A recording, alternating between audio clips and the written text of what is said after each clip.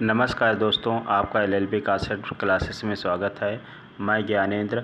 आज आरक्षण के मुद्दे पर फिर बात करेंगे और ये आरक्षण का मुद्दा इस बार उन लोगों को अलग करने की कोशिश है या आगे क्या होता है, वो लोग इस आरक्षण से अलग हो पाते या नहीं हो पाते, इस बारे में सुप्रीम कोर्ट में याचिकाएं हैं।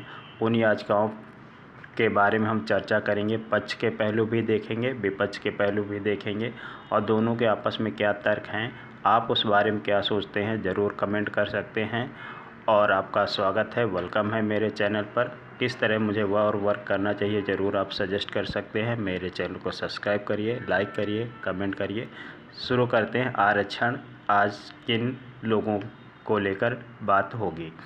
तो आरक्षण आज उन लोगों का लेकर बात हो रही है जो दलित थे और वो एससी, जो वो सिख, ईसाई, मुसलमान या जैन बन गए हैं, उनको आरक्षण का लाभ मिले या ना मिले, इस पर बहस हुई है। और जो पहले से याचिका सुप्रीम कोर्ट में दायर थी, उनको सुप्रीम कोर्ट ने संज्ञान लेते हुए आज दोनों पक्ष की चर्चा करेंगे और देखते हैं। जैसे पक्ष वाले हैं, इसके जो पक्ष में हैं, वो लोगों का कहना है कि जो सिख, ईसाई, मुसलमान बन गए हैं, उनके साथ आज भेदभाव होता है। वे आज भी पिछड़ेपन का शिकार हैं। ये पक्ष लोगों का, उन पक्ष वालों का कहना है जो आरक्षण के पक्षधर हैं कि इनको आरक्षण मिलना चाहिए। इसके विपक्ष वालों का कहना है कि एससी को 15% आरक्षण है और जो मुसलमान, सिख, ईसाई बन गए हैं, धर्म अपना परिवर्तित कर लिया है, वो लोग जागरूक हो गए हैं और उनकी अब स्थिति अच्छी हो गई है, तो उनको अब जो ये 15% का आरक्षण है, वो लोग इस ज़्यादा हिस्सा वो ही लोग लेकर के चले जाते हैं। इसी मुद्दे पर बात करनी है। आप इस बारे में क्या सोचते हैं, ज़रूर कमेंट करिएगा, क्योंकि आपकी प्रतिक्रिया बहुत ज़रूरी है। देख लेते हैं क्या क्या है।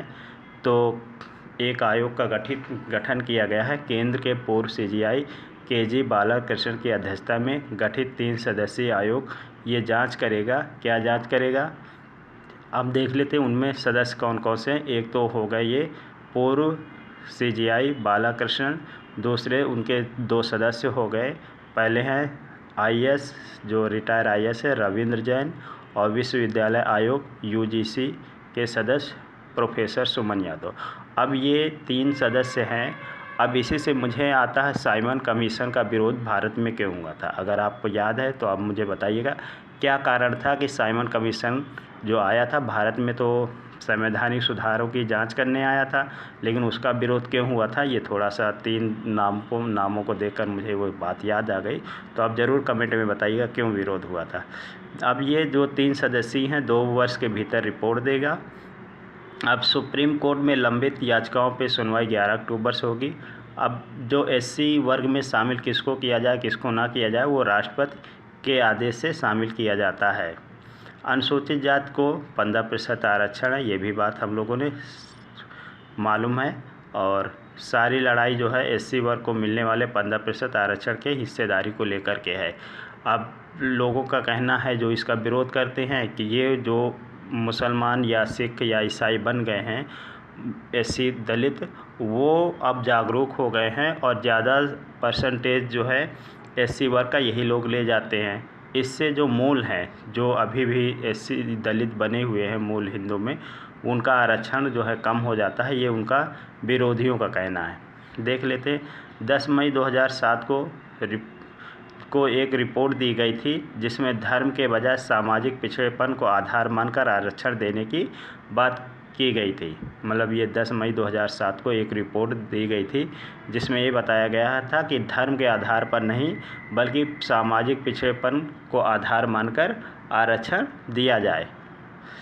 10 मई 2007 की रिपोर्ट में। फिर संविधान का अनुच्छेद 341 उन वर्गों से संबंधित है जो सिख, जैन धर्म, ईसाई और मुसलमान, अन्य मतलब दलित हैं, उन यानी आरक्षण है उनसे संबंधित है, उनको मिलने वाले आरक्षण से संबंधित है।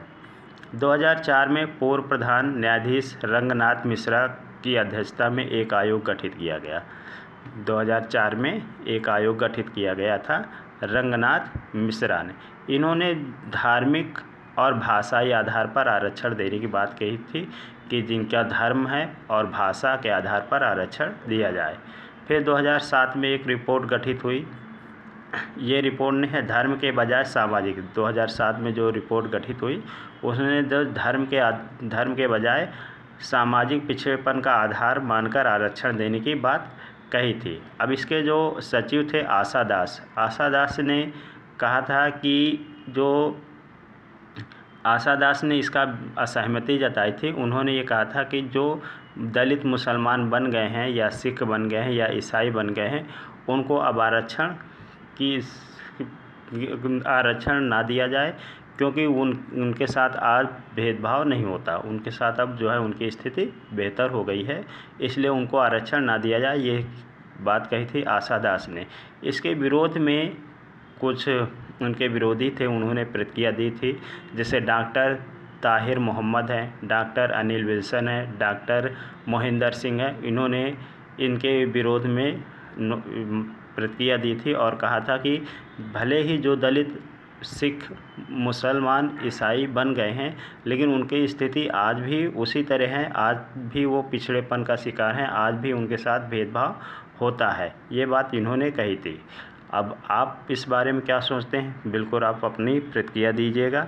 धन्यवाद, नमस्कार। मेरे चैनल को सब्सक्राइब करिए, लाइक करिए, कमेंट करिए। नमस्कार।